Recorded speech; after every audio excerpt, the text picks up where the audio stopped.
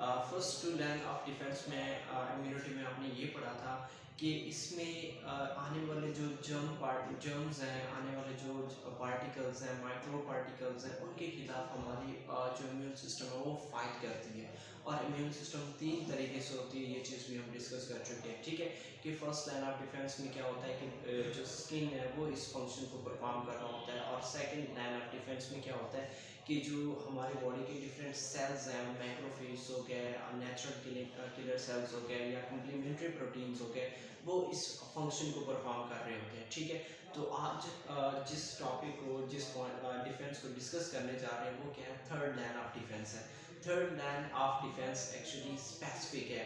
First जितने भी 2 line of defence हमने डिस्कस किए थे वो सारे तमाम माइक्रोब्स के लिए इस्तेमाल किए जाते थे, लेकिन इसमें क्या होता है, ऑफकोर्स ये तमाम माइक्रोब्स के लिए, लेकिन स्पेसिफिक है क्योंकि डिफरेंट माइक्रोब्स हैं तो उनके खिलाफ जो रिस्पांस भी क्या होगी, वो क्या होगी, डिफरेंट होगी। ठीक है, तो इसमें क्या है, थर्ड लाइन ऑफ डिफेंस में जो इसको हम इसका जो सेकंड नाम है वो क्या है, मतलब सेकंड से हम क्या बोलते हैं कि स्पेसिफिक डिफेंस बोलते हैं। वो उसके पीछे वजह यही है कि डिफरेंट किस्म के माइक्रोब्स हैं और इसका जो रिस्पांस होगा वो भी क्या होगा, डिफरेंट, मतलब डिफरेंट माइक्रोब्स के लिए इसका रिस्पांस क्या होगा, डिफरेंट होगा। ओके, अब इसमें है क्या कि डिफरेंट जर्म्स और उनके खिलाफ रिस्पांस भी क्या होगा, डिफरेंट होगा। फॉर एग्जांपल बैक्टीरिया के लिए अलग से रिस्पांस होगा, बैक्टीरिया के लिए उसका और रिस्पांस होगा, फंजाई के लिए, फंगस डिजीज जो होती हैं उनके लिए अलग से रिस्पांस होगा। और थर्ड पे अगर कोई वायरस का अटैक हुआ है तो उसके लिए इसका रिस्पांस क्या होगा, डिफरेंट होगा।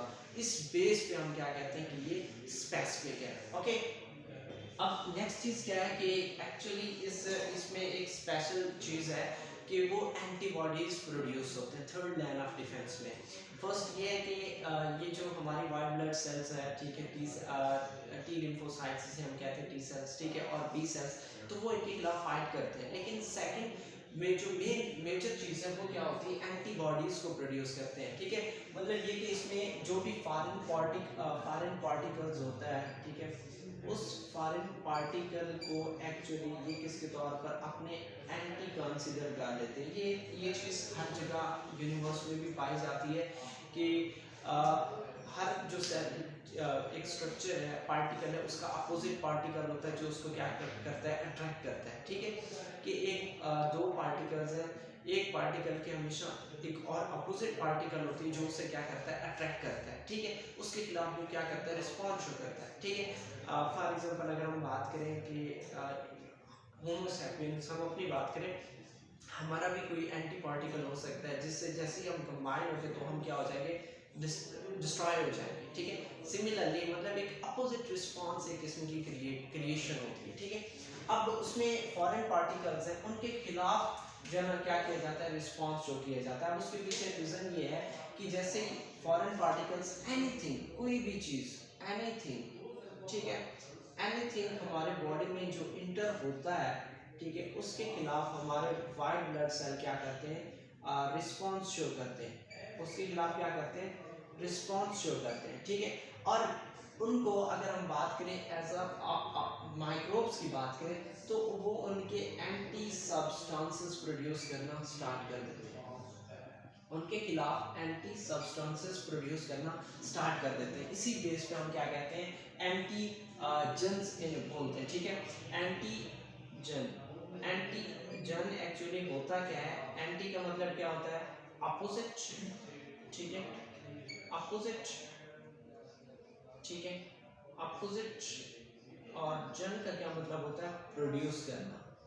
जन का क्या मतलब होता है, प्रोड्यूस करना, कि ये जो पार्टिकल है, ठीक है, इसके अपोजिट की चीज़ें प्रोड्यूस करना। ठीक है, और उन्हीं को हम किसका नाम देते हैं, एंटी बॉडीज का नाम देते हैं। कि ये जो फॉरेन पार्टिकल्स है हम उसे एज अ एंटीजन कंसीडर करते हैं और इसके खिलाफ हमारी जो बॉडी है वो क्या प्रोड्यूस करती है, एंटीबॉडीज प्रोड्यूस करती है, because this is specific.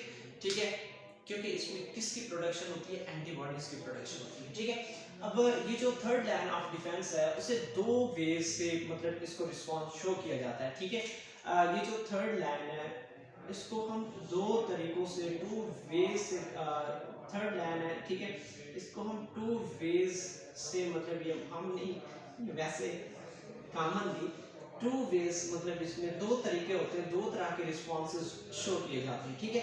First क्या है, हेमोरल रिस्पॉन्स होता है। इस हेमोरल रिस्पॉन्स में एक्चुअली होता क्या है कि यही एंटीबॉडीज प्रोड्यूस की जाती हैं, ठीक है, एंटीबॉडीज प्रोड्यूस की जाती हैं, जो मैंने ऊपर में लिखा है, ओके। और सेकंड सेल मेडिएटेड रिस्पॉन्स है। सेल मेडिएटेड रिस्पॉन्स में होता क्या है कि जो बेटा हमारे सेल्स हैं, वाइट टी सेल्स, वो खुद को एक्टिव, मतलब इनकी एक्टिवेशन होती है, ये डायरेक्टली जाके क्या करते हैं, किल करते हैं। ये क्या करते हैं, डायरेक्टली जाके उसको किल करते हैं। दो तरीके के रिस्पॉन्स होते हैं। पहली बात तो ये कि जिसमें सेल डायरेक्टली इन्वॉल्व होता है, ठीक है, सेल क्या होता है, डायरेक्टली इन्वॉल्व होता है कि डायरेक्टली जाके इधर उधर कुछ नहीं देखा, जाके मारती है, ठीक है। और उसमें क्या होते हैं, वो हमारे टी सेल्स होते हैं, ठीक है। कौन से सेल्स होते हैं, हमारे टी सेल्स होते हैं। वो जाके डायरेक्टली जाके उस पार्टिकल को डिटेक्ट करते हैं, डिटेक्ट करने के बाद किल करने लग जाते हैं, उसके साथ लड़ने लग जाते हैं, ठीक है। लेकिन जो दूसरा होता है हेमोरल रिस्पॉन्स, उसमें क्या होता है कि हमारी जो बी सेल्स हैं, हमारे बी सेल्स हैं, वो बी सेल्स एक्चुअली डायरेक्टली किल नहीं करते, वो क्या प्रोड्यूस करते हैं, ये एंटीबॉडीज प्रोड्यूस करते हैं। और वही एंटीबॉडीज जाके उन माइक्रोब्स को क्या करती हैं, इफेक्ट करती हैं, उन्हें किल करती हैं, ओके। तो यही चीज अगर हम नेक्स्ट डिस्कस करें कि रोल ऑफ मोनोसाइट्स। मोनोसाइट्स आपको पता है कि हमारे बॉडी में व्हाइट ब्लड सेल्स पाए जाते हैं, ठीक है। और व्हाइट ब्लड सेल्स कितने टाइप्स के, मतलब कितने व्हाइट ब्लड सेल्स होते हैं, 5 टाइप के। कौन कौन से, ठीक है। अगर हम बात करें, ये चीज़ें पहले भी डिस्कस कर चुके हैं कि न्यूट्रोफिल्स हो गया, न्यूट्रोफिल्स, और इसी तरीके से हमने अगर हम बात करें लिम्फोसाइट्स की, ठीक है, लिम्फोसाइट्स की बात करें, ठीक है। इसी तरीके से इओसिनोफिल्स की बात करें, फिल्स की बात करें, और इसी तरीके से अगर हम बात करें बेसोफिल्स की बात करें, ठीक है, बेसोफिल्स की बात करें, और इसी तरीके से ये जो लिम्फोसाइट्स है ये आ जाती है, लिम्फोसाइट्स। और फिफ्थ नंबर पे क्या आ जाते हैं, मोनोसाइट्स आ जाते हैं। अब ये सारे के सारे, ठीक है, ये हमारी बॉडी की इम्यूनिटी में इन्वॉल्व होते हैं, ठीक है। अब ये न्यूट्रोफिल्स हैं, सिंपल सी बात है कि वो जो फॉरेन पार्टिकल है उस पर अटैक करते हैं, उसे किल करते हैं, किल करने के बाद ये मर जाते हैं। बस भाई हमारा काम हो गया, हम फर्दर क्यों काम करें। तो ये क्या हो जाते हैं कि अपना टास्क परफॉर्म करने के बाद मर जाते हैं। और इसी तरीके से लिम्फोसाइट्स हैं। लिम्फोसाइट्स की हमने बात की कि ये बी लिम्फोसाइट्स और टी लिम्फोसाइट्स, ठीक है। इओसिनोफिल्स और बेसोफिल्स, ये दोनों एलर्जिक रिस्पॉन्सेज शो करते हैं। एक्चुअली ये हमारे मास्ट सेल को एक्टिवेट करते हैं, वो हिस्टामिन रिलीज करता है। और हिस्टामिन का एक फंक्शन होता है कि ये जो हिस्टामिन है कि ये हिस्टामिन हमारे ब्लड वेसल्स को डायलेट कर देता है। हिस्टामिन हमारे ब्लड वेसल्स को डायलेट कर देता है ताकि हमारे ब्लड वेसल्स कहाँ, टिश्यूज में एक्सपेंड हो, ज़्यादा से ज़्यादा जो न्यूट्रोफिल्स हैं इनको उधर भेजा जाए, ठीक है। अब लेकिन हम किसको डिस्कस कर रहे हैं, मोनोसाइट्स को डिस्कस कर रहे हैं, ठीक है। अब मोनोसाइट्स एक्चुअली हमारे जो बोन मैरो है, इन्हीं मोनोसाइट्स को बोन मैरो में प्रोड्यूस किया जाता है। कहाँ प्रोड्यूस किया जाता है, बोन मैरो में प्रोड्यूस किया जाता है, ओके। तो अब बोन मैरो में प्रोड्यूस होने के बाद ये हमारे मतलब ब्लड में 24 आवर्स, ठीक है, ये कहाँ रहते हैं, ब्लड में सरवाइव करते हैं, ओके। 24 आवर ब्लड में सरवाइव करने के बाद ये कहाँ चले जाते हैं, टिश्यूज में चले जाते हैं। कहाँ चले जाते हैं, ये टिश्यूज में चले जाते हैं। और जैसे ही टिश्यूज में चले जाते हैं तो ये अपना, तो जैसे ही ये टिश्यूज में चले जाते हैं तो ये अपना जो साइज है, ठीक है, साइज इंक्रीज कर लेते हैं। जैसे साइज इंक्रीज होता है तब हम इनको मोनोसाइट्स नहीं कहेंगे, तब हम इनको बोलेंगे मैक्रोफेज, ठीक है, फेज। अब इन मैक्रोफेज का क्या काम है, ठीक है। एक तो फर्स्ट ऑफ ऑल अगर हम बात करें, ये ब्लड ऐसे ब्लड वेसल्स होती हैं, ठीक है, और कैपिलरीज होती हैं। कैपिलरीज से जो है ये ऐसे जो है ये फ्लेक्सिबल होती हैं, ऐसे समझ ले इलास्टिक होती हैं, और वहाँ से कैपिलरी से ये बाहर निकल जाती हैं। और जहाँ पे सेल्स मौजूद हैं, एपिडर्मिस ले लें, ठीक है, यहाँ सेल्स मौजूद हैं, तो ये इन सेल्स पे जाके क्या शो करेंगे, और उधर क्योंकि मैक्रोफेज हैं, मैक्रोफेज भी बड़े चालाक होते हैं, तो ये यहाँ जाके माइक्रोफेज ऐसे जाके उधर छुप जाते हैं, ये मैक्रोफेज होते हैं, ठीक है। और फॉरेन पार्टिकल्स का इंतजार करते हैं कि कब से वो आए और हम क्या करें, उन्हें खाएं, ठीक है।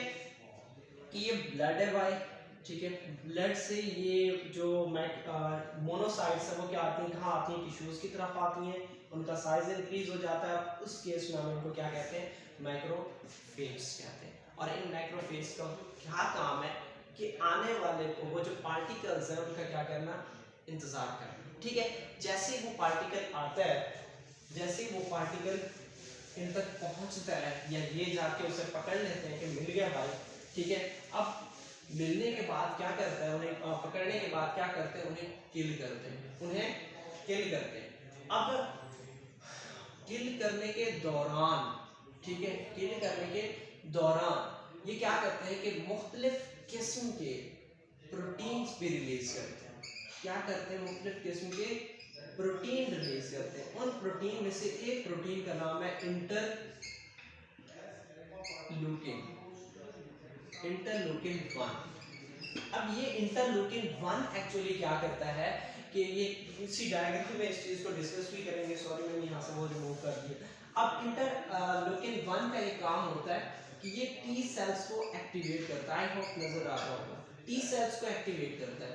यही टी सेल्स फिर क्या रिलीज करते हैं, इंटरलूकिन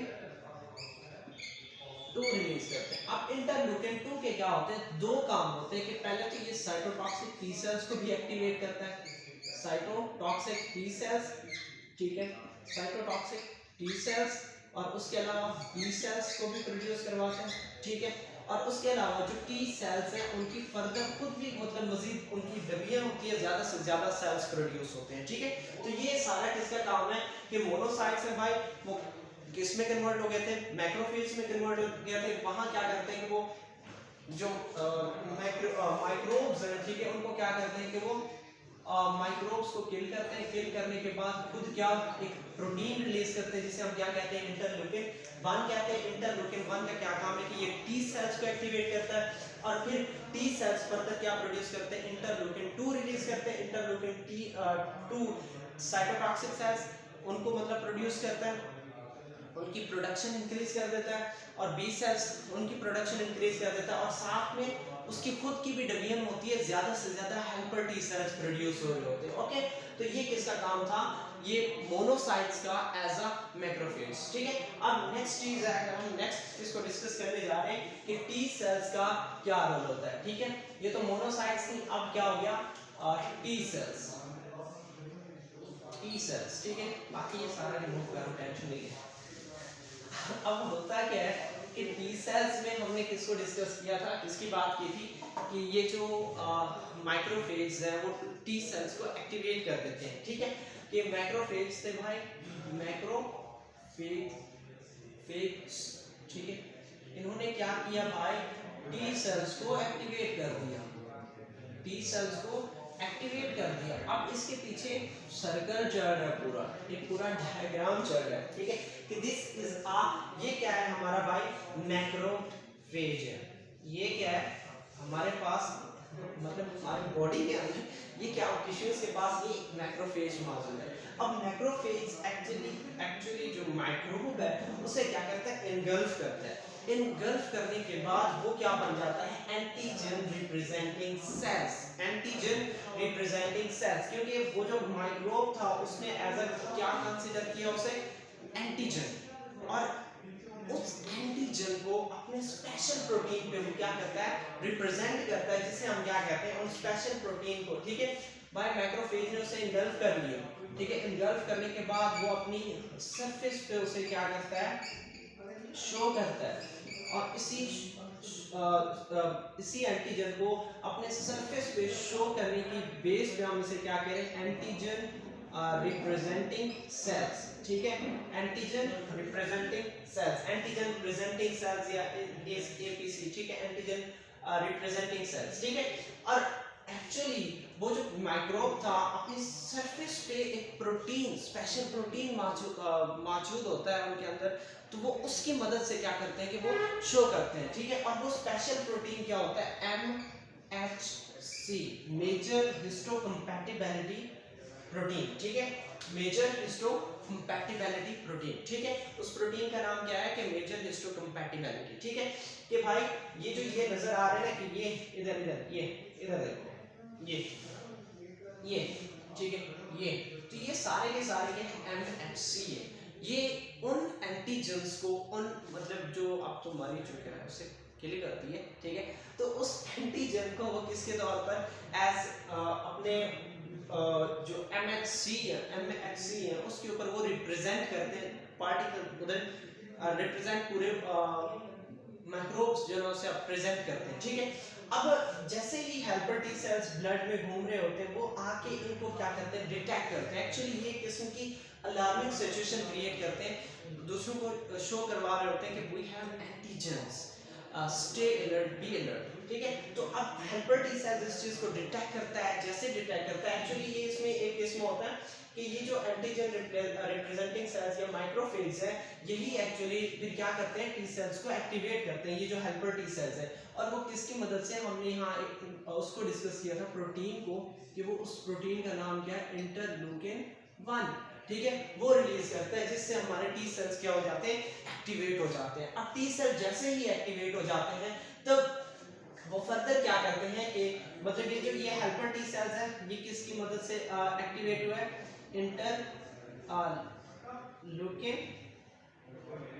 1 की वजह से एक्टिवेट हुआ है। अब ये फर्दर क्या प्रोड्यूस कर रहा है, इंटरल्यूकिन 2 प्रोड्यूस कर रहा है। अब इंटरल्यूकिन 2 के दो फंक्शन है। पहली बात तो भाई कि ये जो है क्या करता है, हेल्पर टी सेल्स की कंसंट्रेशन, उनकी तादाद को बढ़ाता है कि ज़्यादा से ज़्यादा सेल्स हमारे बॉडी के अंदर मौजूद हो और डिफेंस मैकेनिज्म सबसे ज़्यादा हो। और दूसरे नंबर पे वो क्या करते हैं, वाइट ब्लड सेल्स प्रोड्यूस करते हैं, सॉरी बी सेल्स प्रोड्यूस करते हैं। क्या प्रोड्यूस करते हैं, बी सेल्स प्रोड्यूस करते हैं। और बी सेल्स का आपको क्या पता है कि ये फर्दर क्या प्रोड्यूस करती हैं, बी सेल्स एंटीबॉडीज प्रोड्यूस करती हैं, बी सेल एंटीबॉडीज प्रोड्यूस करती हैं। ठीक है, और उसके अलावा इंटरल्यूकिन 2 का क्या काम होता है कि वो जो साइटोटॉक्सिक टी सेल्स हैं उनको वो इन्फॉर्म करता है, उनको एक्टिवेट करता है। साइटोटॉक्सिक सेल्स का एक ही काम है कि भाई ये क्या करते हैं कि ये जो नेचुरल किलर सेल्स भी हम इन्हें कहते हैं। ठीक है, एनके सेल्स, साइटोटॉक्सिक सेल्स का दूसरा नाम क्या है, NK cells, natural killer cells.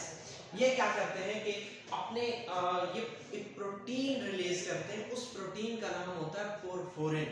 ठीक है, एक स्पेशल प्रोटीन रिलीज करते हैं जिसका क्या नाम है, पोरफोरिन। अब इसका एक ही काम है भाई, जो इन्फेक्टेड सेल्स होते हैं, अब इन्फेक्टेड सेल्स वो माइक्रोब्स के जिन पे अटैक हुए, जिन्हें हम कैंसर सेल्स कहते हैं, वो उन पे जाके क्या करते हैं, अटैक करते हैं।